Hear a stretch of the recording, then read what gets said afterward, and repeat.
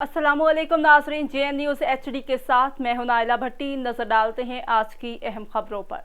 खबर शामिल करते हैं ज़ाहिर पीर के नवाही इलाका चाचड़ा शरीफ से।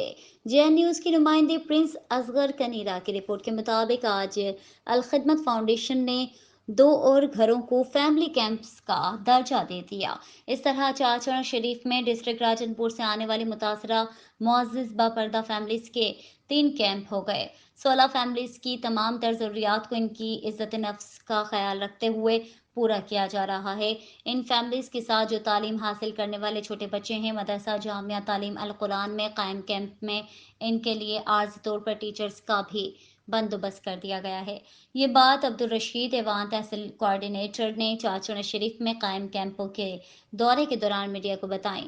इनके हमरा अल खिदमत फाउंडेशन जिला रहीम यार खान के नायब सदर जनाब डॉक्टर तारिक बलोच, सदर अल खिदमत फाउंडेशन चाचड़ा शरीफ चौधरी मोहम्मद जाहिद अली, सरपरस्त अल खिदमत फाउंडेशन चाचड़ा शरीफ उस्मान गनी, रिलीफ कैंपों के इंचार्ज अब्दुल्ला हनीफ और मलिक मोहम्मद इस्माइल थे।